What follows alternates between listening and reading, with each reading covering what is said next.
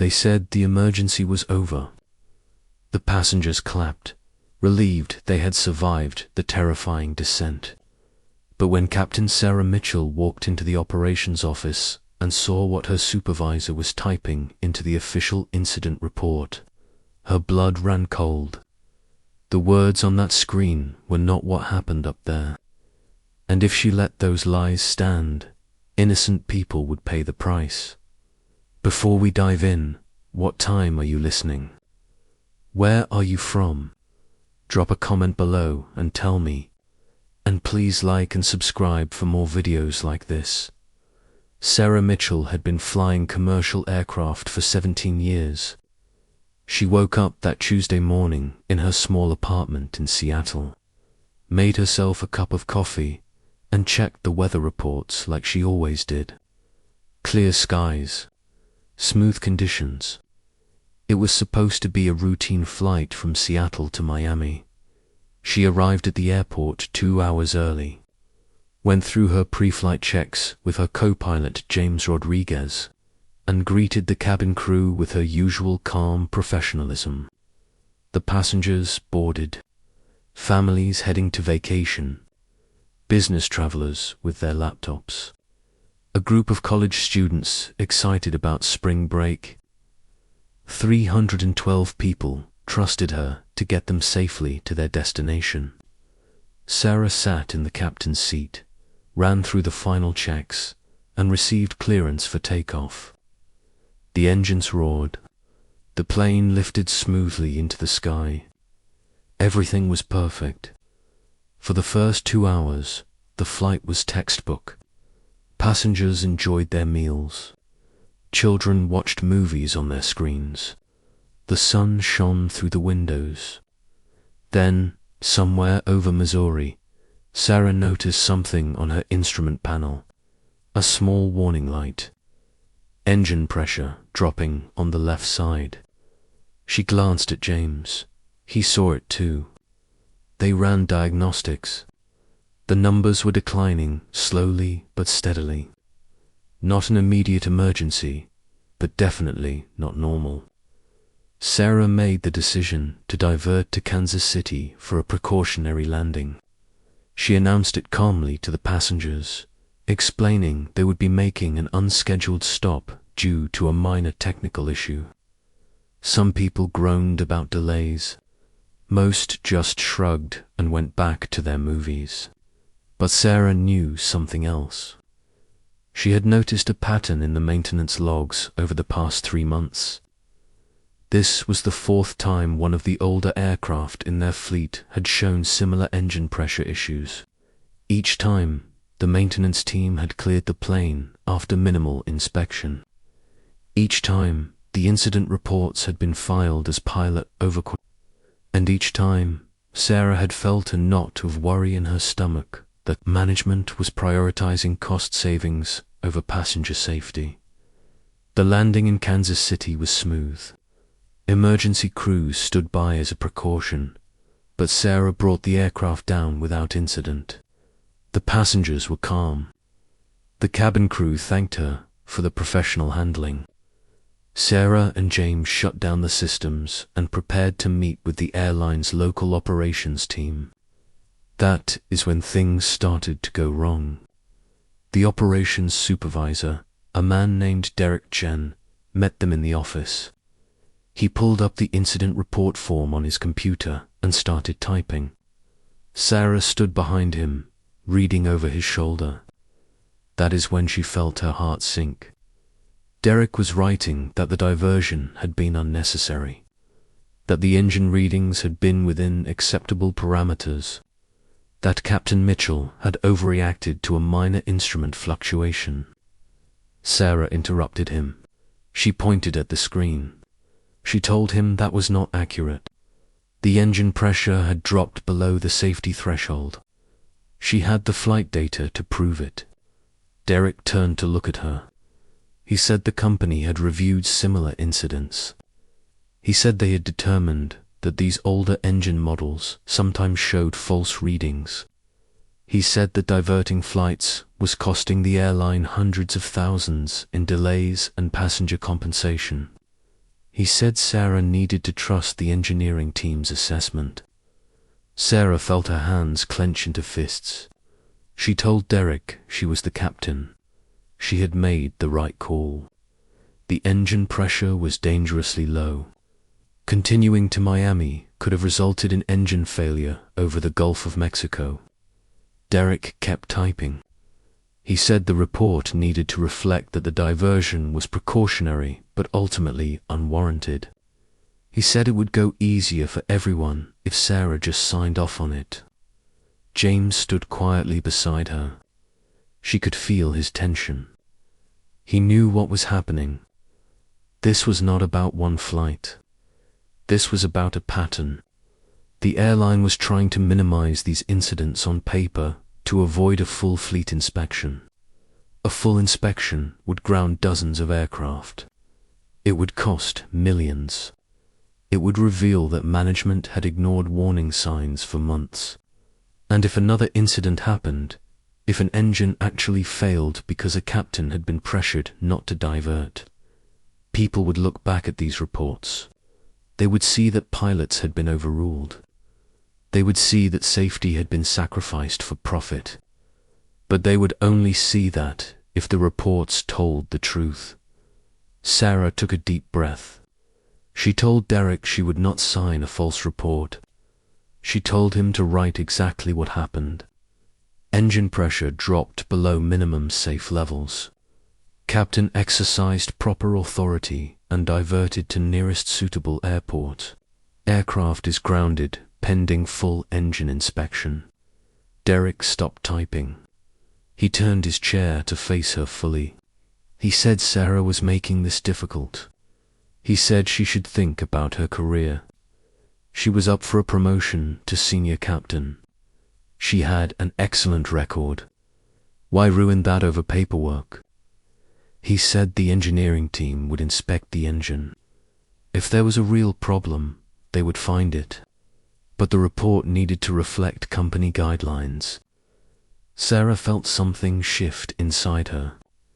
She had spent 17 years building her reputation. She had flown through storms, handled mechanical failures, and landed planes in conditions that would terrify most people. She had done everything by the book. She had never compromised on safety, and now this man was asking her to lie. Not just to lie, but to create a document that would be used to justify sending planes back into the air with faulty engines. She thought about those 312 passengers. She thought about the families, the college students, the businessman who had told her during boarding that he was flying home to meet his newborn daughter for the first time. She thought about the next flight, and the one after that. How many people would board planes with engines that management knew were failing? How many captains would hesitate to divert because they had seen colleagues punished for being too cautious? Sarah looked Derek in the eyes. She told him no. She would file her own report. She would include all the technical data. She would copy it to the Aviation Safety Board. And if he tried to submit a false report under her name, she would blow the whistle so loud that every regulator in the country would come looking. The room went silent. James shifted his weight, nervous but clearly standing with her. Derek's face went red.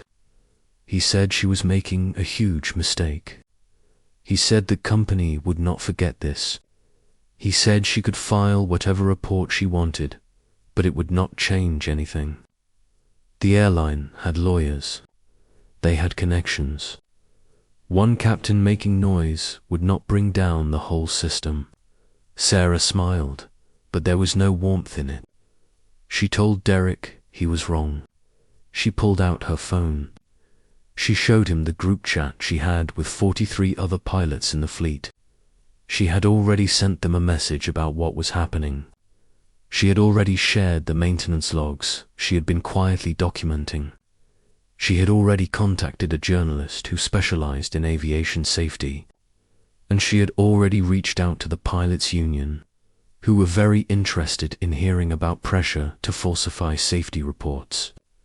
Derek's expression changed. The anger drained away, replaced by something closer to fear. He realized this was not just one captain being difficult. This was organized. This was documented. This was about to become very public. Sarah filed her report. She included every detail: engine model, serial number, pressure readings, maintenance history, and her professional assessment that the aircraft was unsafe to fly without complete engine replacement.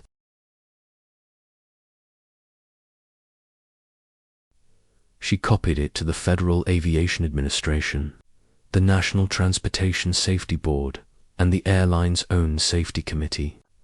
Within 6 hours, the story broke.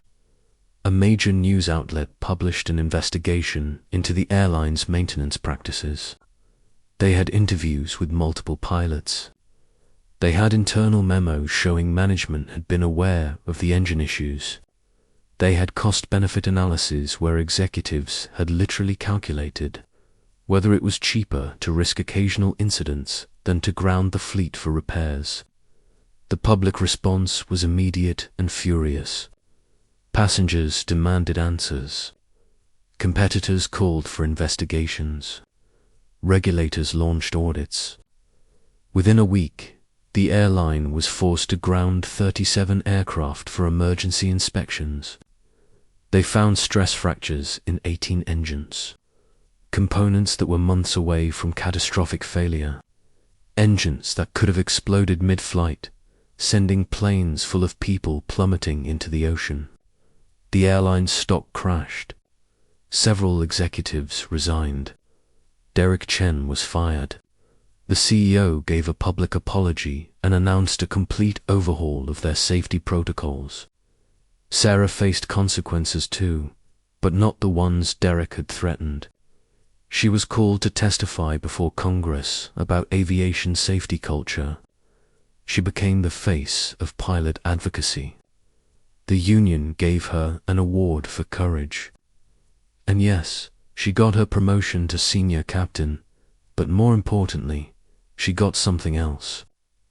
She got to know that every single person who flew on her airline after that day was safer because she had refused to stay quiet.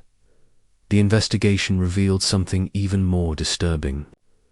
The pattern went back 3 years. There had been 2 emergency landings that had been officially attributed to pilot error. Both involved the same engine model. Both captains had tried to raise concerns. Both had been overruled in the official reports. One of those captains had quit rather than keep flying under those conditions. The other had been quietly reassigned to less desirable routes. Sarah reached out to both of them. Together, they pushed for a full review of all incident reports filed in the past 5 years. They found dozens of cases where safety concerns had been minimized or dismissed. They found a culture where speaking up was punished and going along was rewarded. The reforms that followed were sweeping. New regulations required independent safety officers at every airline, people who could not be overruled by operations or finance departments. Pilots were given explicit legal protections for filing honest incident reports. And perhaps most importantly, the industry began to shift its culture. Safety became something you could not compromise on, not even a little bit, not even to save money. Sarah continued flying. She loved being in the cockpit, loved the responsibility of bringing people safely home. But she also became a mentor to younger pilots. She told them her story. She told them that the most important thing they would ever do was not the perfect landing or the smooth takeoff. It was the moment when someone asked them to look the other way. That moment when staying quiet seemed easier than speaking up. That moment when their career felt more important than the truth. She told them that in that moment, they had to choose who they wanted to be. Years later, Sarah received a letter. It was from a woman named Jennifer. Jennifer had been on that flight from Seattle, the one that diverted to Kansas City. She had been annoyed at the time, frustrated about missing her connection. But then she had seen the news. She had learned what Sarah had done. She had discovered that the plane she had been on had an engine that could have failed, and she had written to say thank you. Thank you for valuing her life more than convenience. Thank you for having the courage to fight when it would have been easier to comply. Thank you for being the kind of person who would risk everything to do what was right. Jennifer ended the letter with a simple line.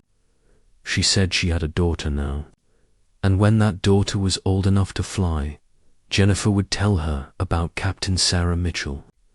She would tell her that there are people in this world who will protect you, even when you do not know you need protecting, even when it costs them something, even when no one is watching. Sarah kept that letter in her flight bag. On hard days, when the weight of responsibility felt heavy, she would read it and remember why she had made the choice she did, not for recognition or awards or news stories, but for Jennifer's daughter, for the businessman's newborn, for the college students and the families and every single person who would ever trust her to bring them safely home. Because that is what being a captain really means. It means that when the moment comes, when the pressure is on and the easy path is right there in front of you, you choose the harder road. You choose the truth. You choose safety over profit, integrity over convenience, and people over everything else. So, if you like this video, please like and subscribe for more videos like this.